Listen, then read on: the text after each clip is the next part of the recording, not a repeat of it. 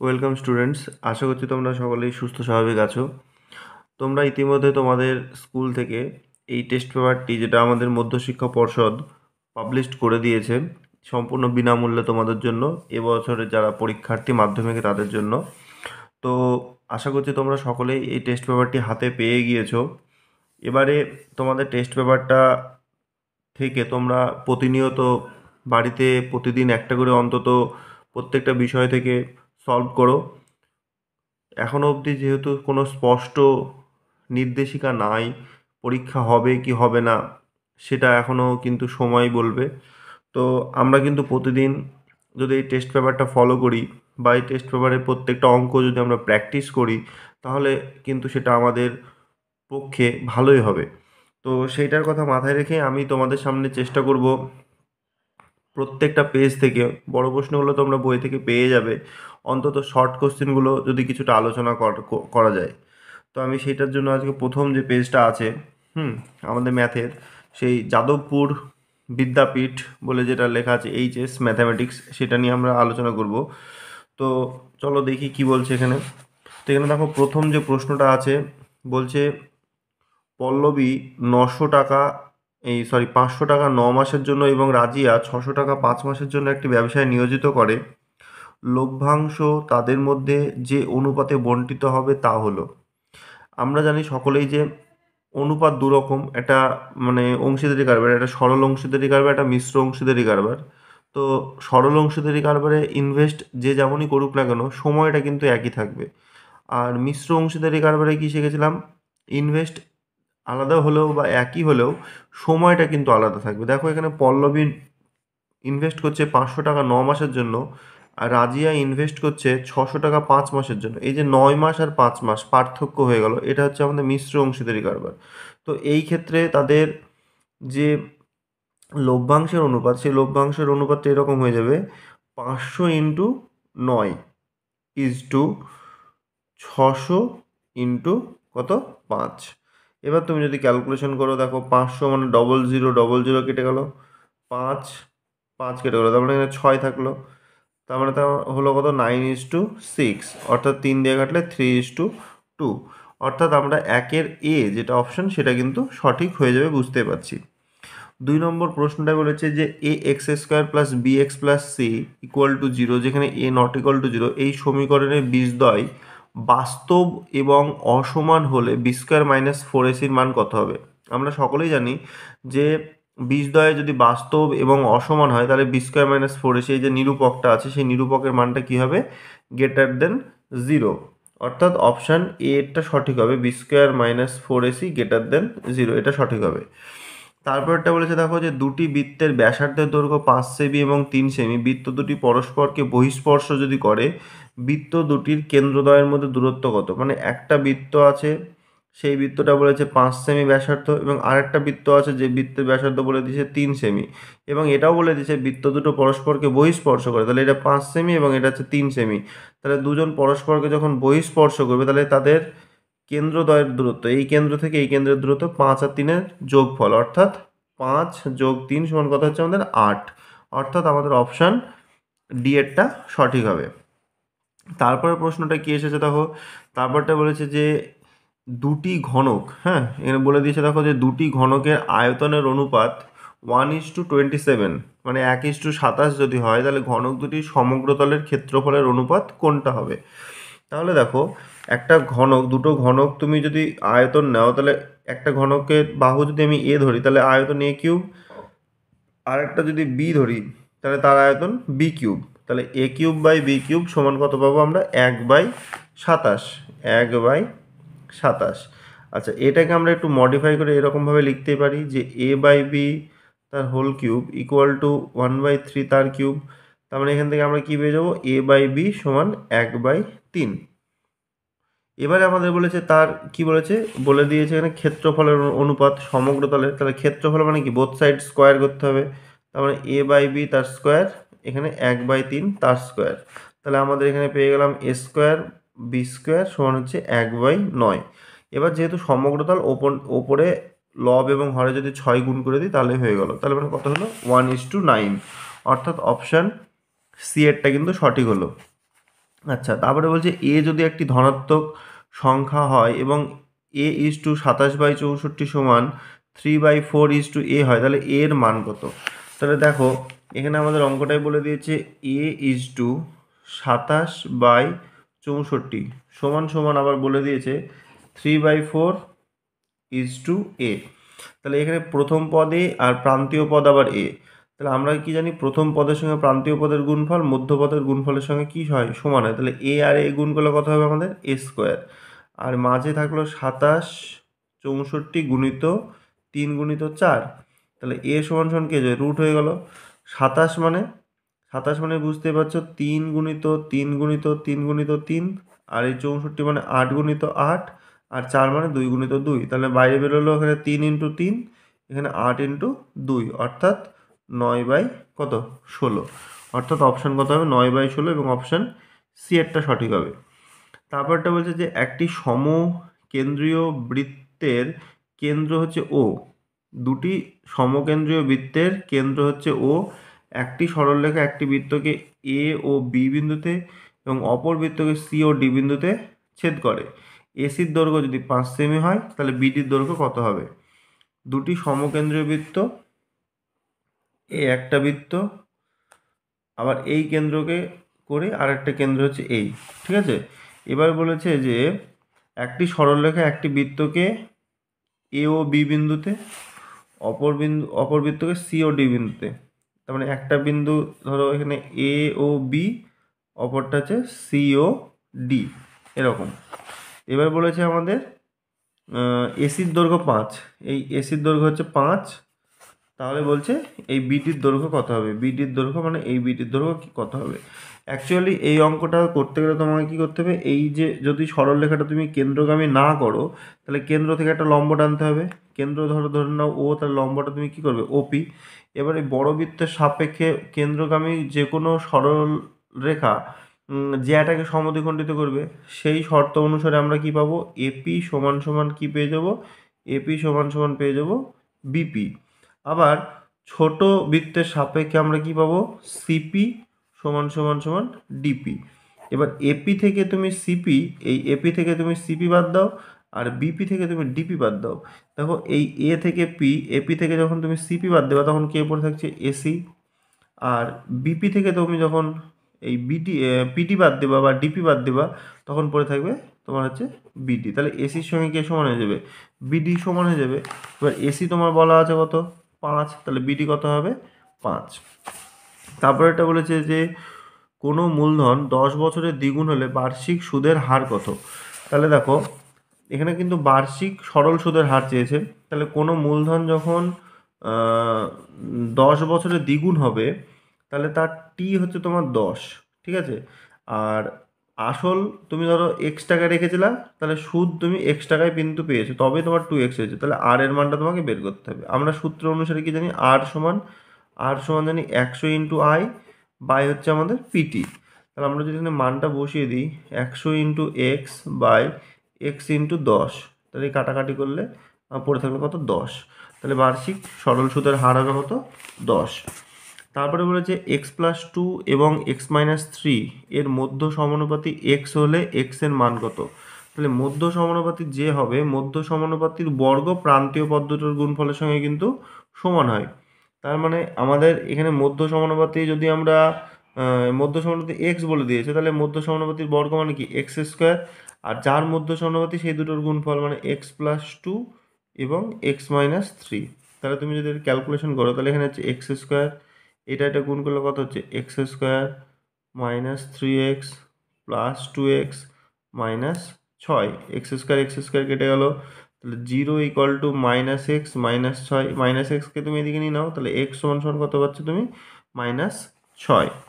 আচ্ছা, তারপর এটা কি বলছে যে দুটি বিন্দুর সংযোজক সরল রেখাংশ তার একই পার্শ্বে অপর দুটি বিন্দুতে সমান সম্মুখকোণ উৎপন্ন করলে বিন্দু 4টি ড্যাশ হবে। এটা তোমার হচ্ছে 10 নম্বর চ্যাপ্টারের বিপরীত উপপাদ্য। দুটো বিন্দু ধরো এইটা এবং এইটা, এই দুটো বিন্দুর সংযোজক সরল রেখাংশ মানে এইটা।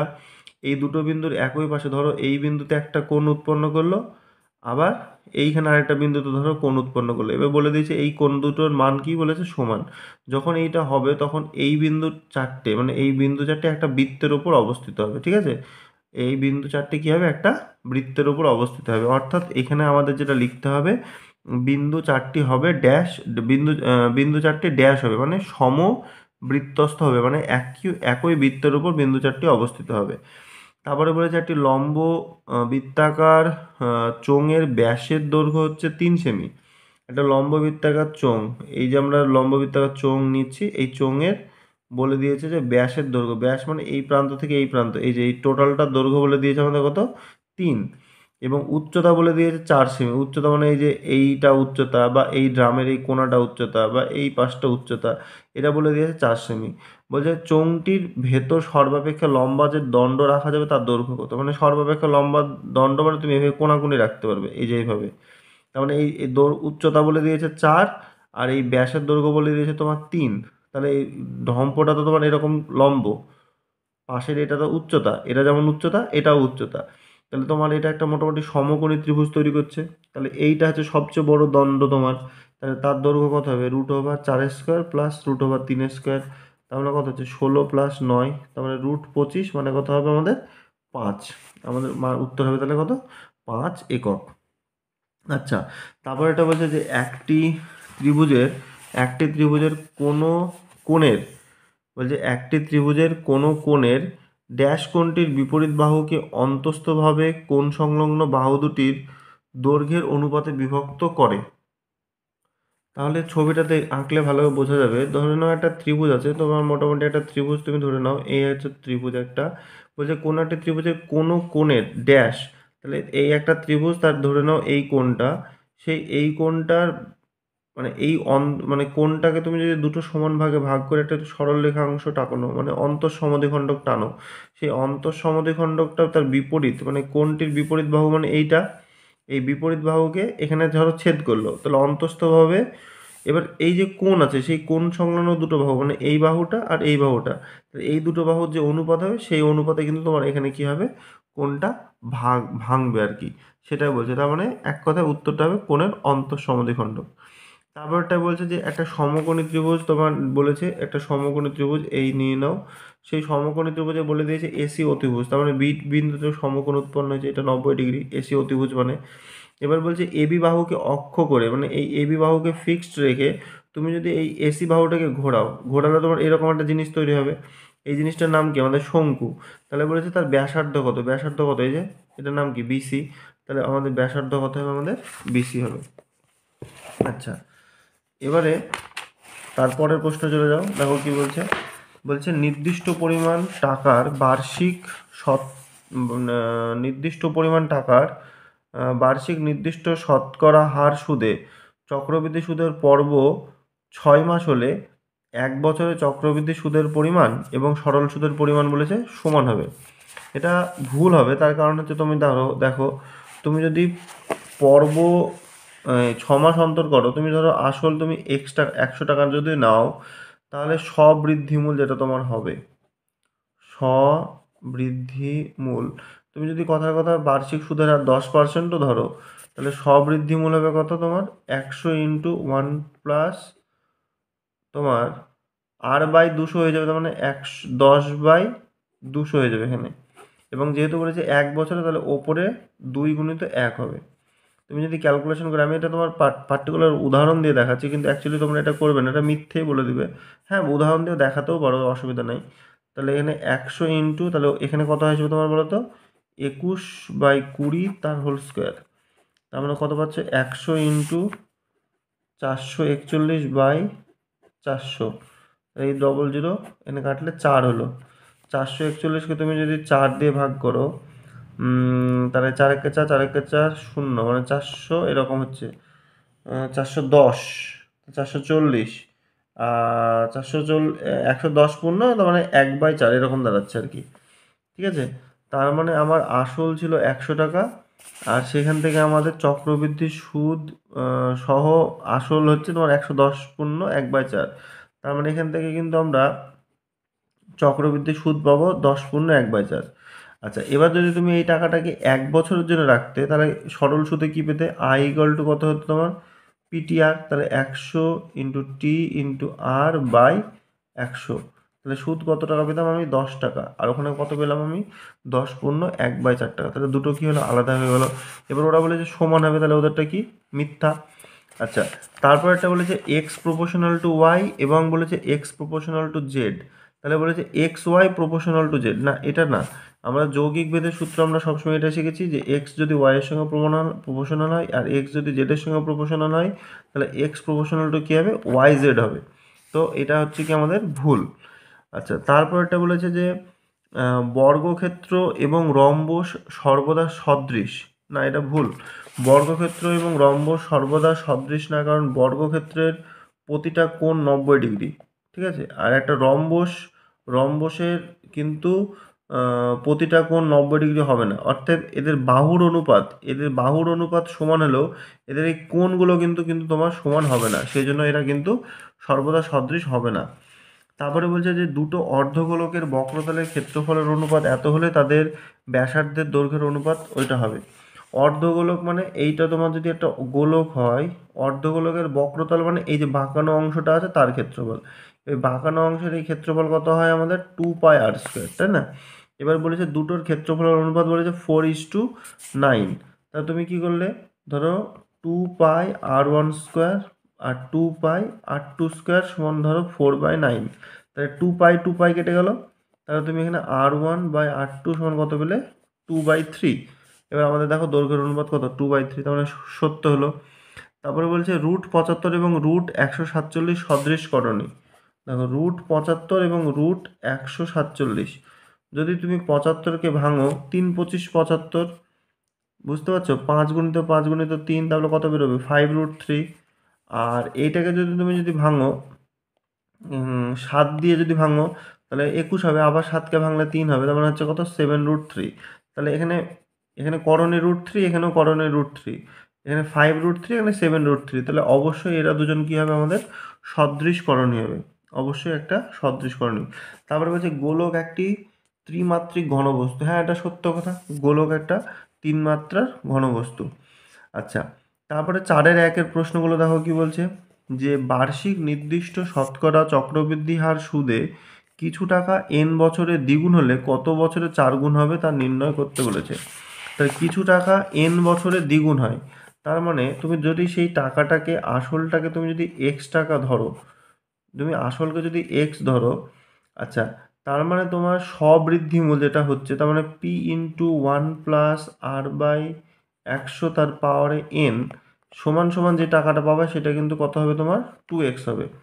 আসল যদি x হয় তাহলে তোমার স্ববৃদ্ধিমূল কত হবে? 2x, মানে দ্বিগুণ পাচ্ছ। আচ্ছা, পরের লাইনে তুমি কি করবে? p এর জায়গায় x বসিয়ে দাও। তাহলে x ইন্টু 1 প্লাস r/100 তার পাওয়ারে n সমান সমান 2x। x কেটে গেলে তুমি কত পাচ্ছ? 1 প্লাস r/100 তার পাওয়ারে n সমান সমান 2। এবার বলেছে যে কত বছরে এই টাকাটি 4 গুণ হবে, তাই তো? 4 গুণ হওয়া তুমি ধরে নিলে t সময়ে 4 গুণ হবে। তাহলে তোমার একই সূত্র, x টাকা তুমি রেখেছিলে, x ইন্টু 1 প্লাস r/100 তার পাওয়ারে t সমান সমান 4 গুণ মানে কত হবে? 4x। আবার তোমার x কাটলো, তাহলে কত পেলে? 1 প্লাস r/100 তার পাওয়ারে t। এই 4কে আমরা কি লিখতে পারি?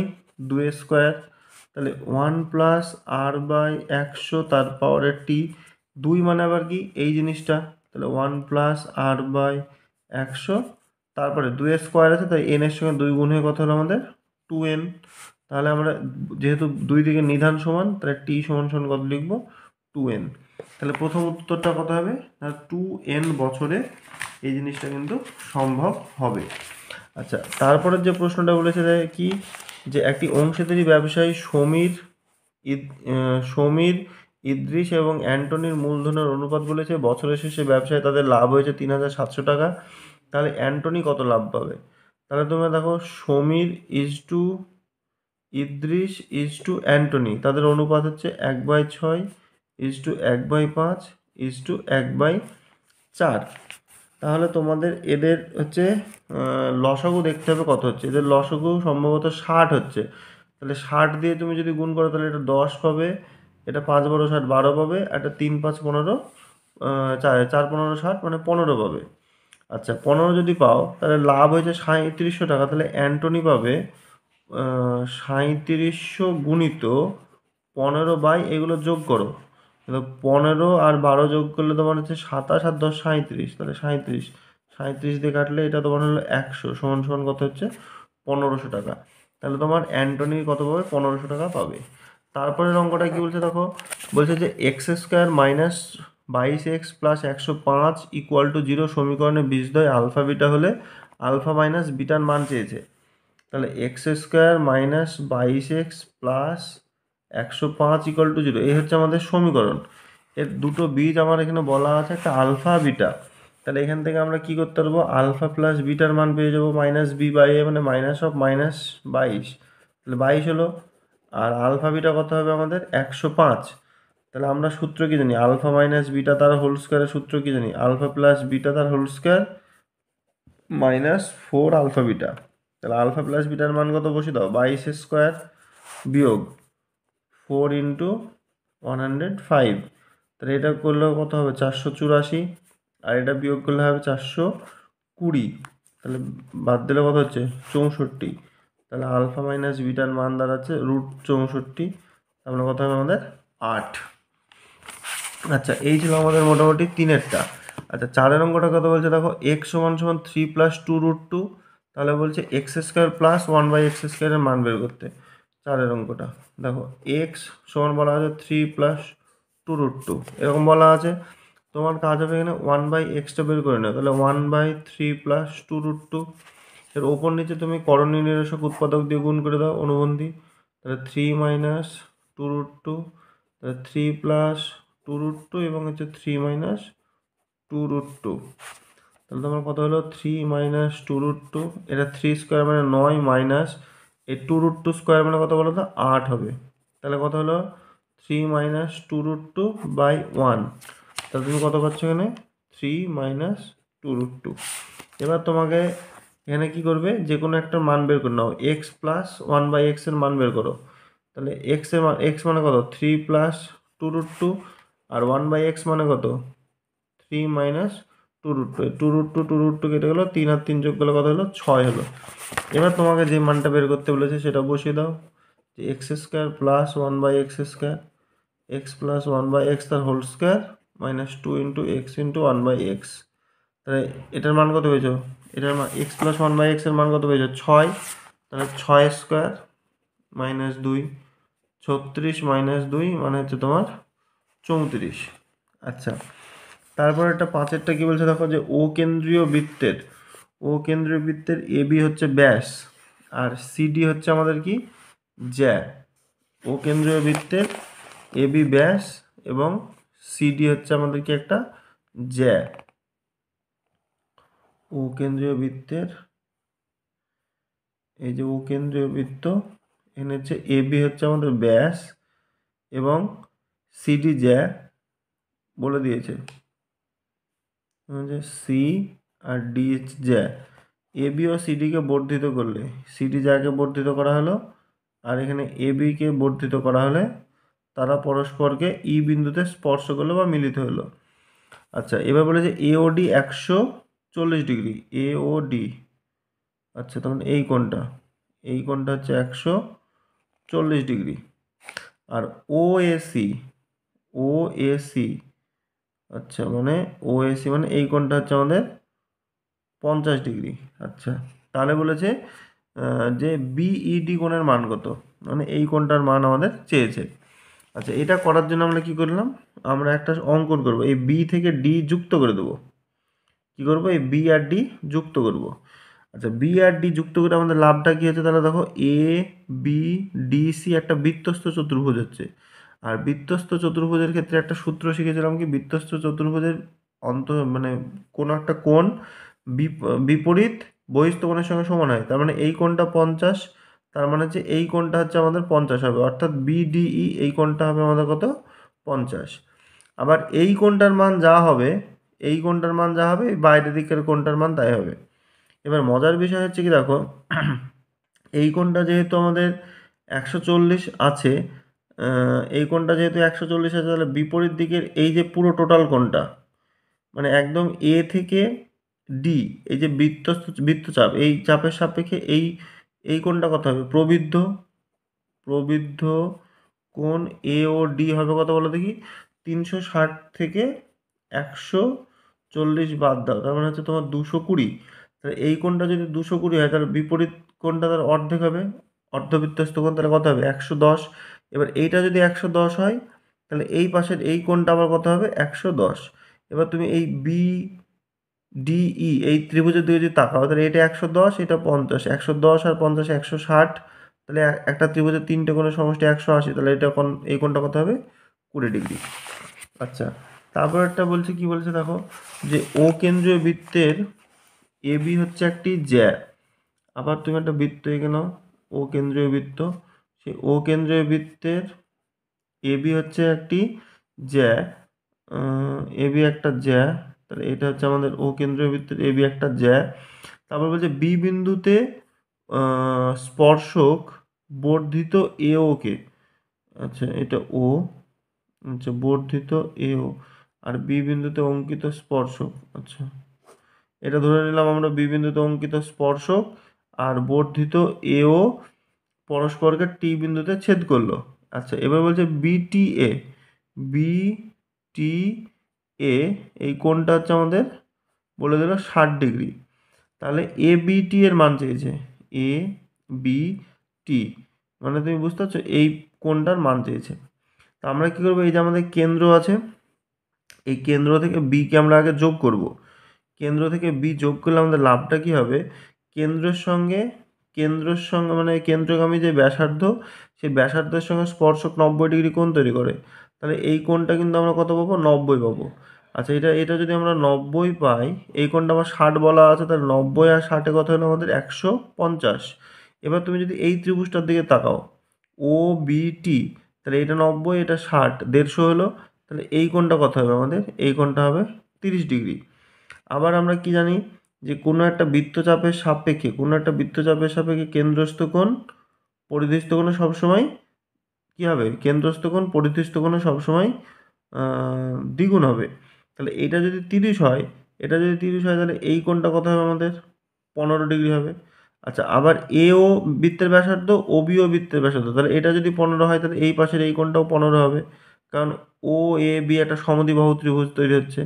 তাহলে এটা 15 যদি হয়, তাহলে এই কোণটাও 15 হবে। এবার টোটাল আমাদের চেয়েছে এ বি টি কোণ চেয়েছে, তাহলে এ বি টি কোণ মানে কত? 15 আর ওখানে 90, তার মানে 105 ডিগ্রি।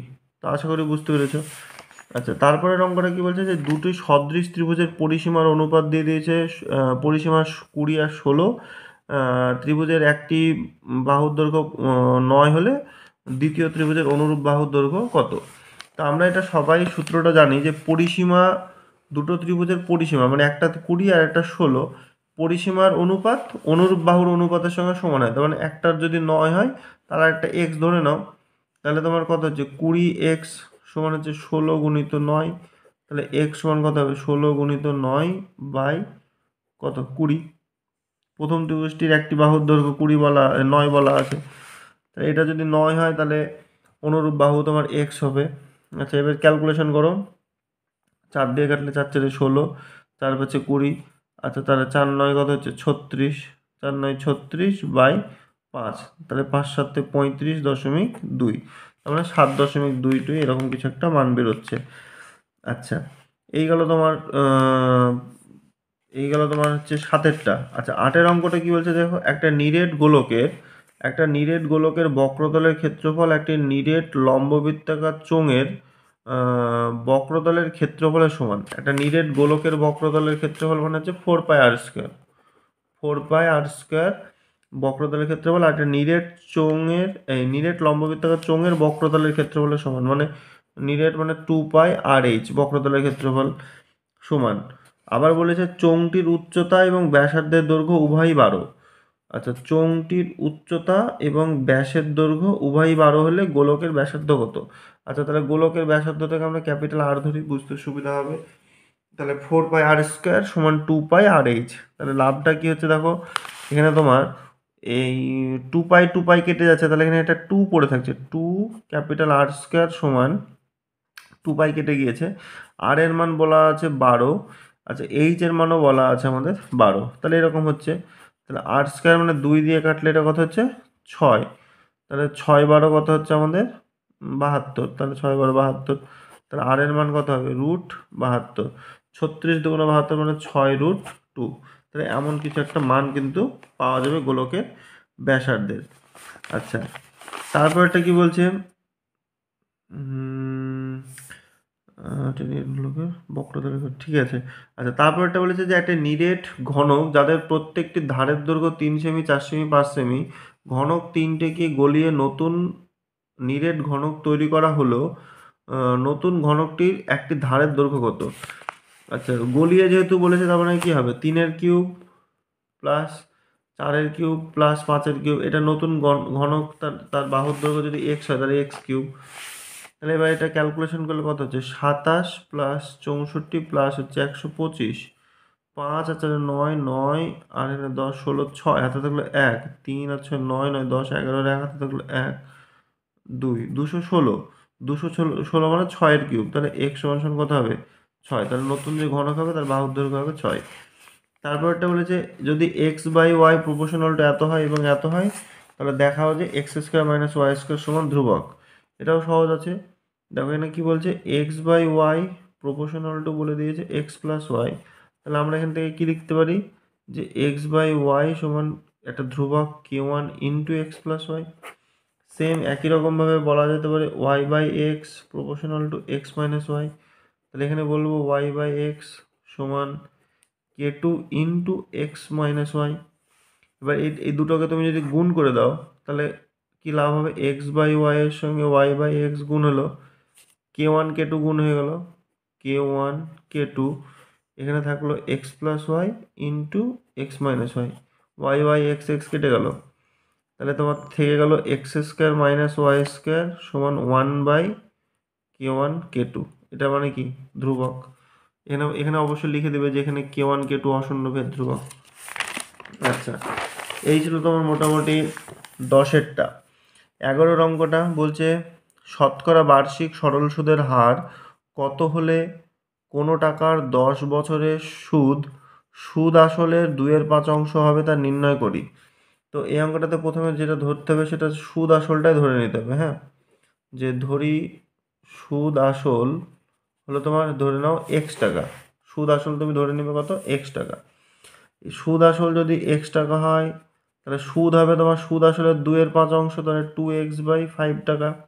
তাহলে সুদ আসল থেকে তুমি সুদ যদি বাদ দিয়ে দাও তাহলে কাকে পাবে, আসল পাবে, তাহলে সুদ আসল থেকে তুমি সুদ বাদ দিয়ে দাও, তাহলে 5 লসাগু হলে কত হবে 5x মাইনাস 2x অর্থাৎ 3x/5। এবার তোমাকে বলেছে বার্ষিক সুদের হার কত, তাহলে আর সমান সমান কি 100 ইন্টু আই বাই পিটি।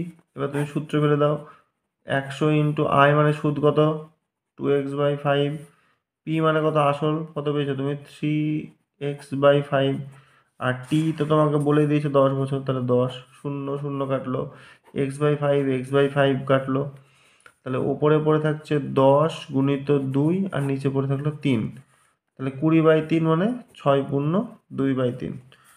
আচ্ছা এই গেল তোমার 11টা। এবং লাস্ট অঙ্ক কি বলছে, একটি বৃত্তের কেন্দ্র ও আর এ বি হচ্ছে একটি বৃত্তের কেন্দ্রের জ্যা, ঠিক আছে, একটি বৃত্তের এই হচ্ছে বৃত্ত, তার এই হচ্ছে তোমার কেন্দ্র ও, এবং এ বি হচ্ছে একটা বৃত্তের জ্যা, তাহলে আমরা এটা হয়তো এ বি টেনে দিলাম, এ বি হচ্ছে বৃত্তের একটা জ্যা, ও থেকে এ বির ওপর লম্ব হচ্ছে ও এন, এখান থেকে লম্ব হচ্ছে ও এন, আর বর্ধিত এনওকে পরিধিকে এম বিন্দুতে ছেদ করে। এই এনওকে তুমি যদি এদিকে উল্টো দিকে বাড়িয়ে দাও তাহলে সেটা কোন বিন্দুতে ছেদ করবে, এম বিন্দুতে ছেদ করবে। আচ্ছা এ বি সমান সমান 12, এই টোটাল এ বি 12 দেওয়া আছে, যেহেতু কেন্দ্র থেকে তুমি লম্ব টেনেছো তাহলে 12 ভেঙে গিয়ে 6 হবে, আর এম এন বলা আছে 9, এই পুরো এম এন এর দৈর্ঘ্য বলা আছে কত তোমার 9। আচ্ছা পুরো এম এন এর দৈর্ঘ্য তোমার যদি 9 হয়, তাহলে এক কাজ করো, এই ও থেকে এন অবধি তুমি এক্স ধরে নাও, ও থেকে এন যদি এক্স হয় তাহলে ও থেকে এম কত হবে 9 - x হবে, স্বাভাবিক ব্যাপার। এবার তুমি কী করবো, ও থেকে বি যোগ করে দাও, ও বি যোগ করে দাও। ও বি তার মানে কি বৃত্তের ব্যাসার্ধ, তাহলে ও বি এর দৈর্ঘ্য কিন্তু 9 - হবে, কারণ ও থেকে এম বৃত্তের ব্যাসার্ধ। তাহলে এবার দেখো এখানে একটা সমকোণী ত্রিভুজ তৈরি হচ্ছে, সেই ত্রিভুজ অনুসারে আমরা বলতে পারি যে 9 - x তার হোল স্কোয়ার মানে অতিভুজের স্কোয়ার সমান লম্ব স্কোয়ার প্লাস ভূমি স্কোয়ার। এবার ক্যালকুলেশন করলে কত হচ্ছে, 81 - 9 দুগুণ 18x প্লাস এক্স স্কোয়ার সমান x square plus 36। X square কেটে গেল, 36কে এদিকে এনে ঘুরিয়ে লিখো, তাহলে 18x সমান সমান 81 বিয়োগ 36। তাহলে 18x সমান সমান কত হচ্ছে, 6 আছে 5 দিলে 11, হাতে থাকলে 1, 4 আছে 4 দিলে 8, 45। তাহলে x সমান কত হবে, 45/18। 9 দিয়ে কাটলে 9 দুগুণ 18, 5 - 9 45, 5/2, তার মানে হচ্ছে 2.5। এবার বলেছে বৃত্তটির ব্যাসার্ধ কত, বৃত্তের ব্যাসার্ধ সূত্র মানে কি যে 9 - x, তার মানে 9 বিয়োগ 2.5, তার মানে 6.5। এটা হচ্ছে আমাদের বৃত্তের ব্যাসার্ধের দৈর্ঘ্য। তাহলে এই ছিল মোটামুটি শর্ট কোশ্চেনের উপর ভিডিও। তো এগুলো প্র্যাকটিস করবে। এবার বড় যে অঙ্কগুলো আছে সেগুলো তোমরা দেখতে পারো, যে প্রথম যেটা দিয়েছে রহমত চাচার একটি বাড়ির অঙ্কটি বইয়ের অঙ্ক, তারপরেরটাও এটা সরল সুদ থেকে দিয়েছে, তারপরেরটাও তাই, তারপরটা অংশীদারি কারবার থেকে দিয়েছে। হ্যাঁ, এবং এখানে তোমার বড় বড় বেশ ভালো ভালো অঙ্কই আছে। এটা তোমাদের ওই দেখবে কদিন আগে আমার যে ভিডিও দেওয়া আছে ফার্স্ট চ্যাপ্টারে, সেখানে এই অঙ্কগুলো তোমরা কিন্তু সবগুলো পেয়ে যাবে। আচ্ছা, তো এগুলো সব দেখবে। যদি কোনো অঙ্ক এই ফার্স্ট যে তোমাদের কোশ্চেনটা আছে সেখানে থেকে না হয় বা কোনো প্রবলেম হয়, তাহলে আমাকে জানাবে কমেন্টে, আমি কিন্তু ফার্স্টেরটা উত্তর দেবো। আর এই ভিডিওটা তোমাদের যদি ভালো লাগে বা একটু উপকারে লাগে তাহলে বলবে, তাহলে আমি এর পরবর্তীতে যে নেক্সট যে চ্যাপ্টারটা আছে, নেক্সট অনুশীলনীটা আমাদের কোশ্চেনের, সেটা আমি কিন্তু আবার আলোচনা করব।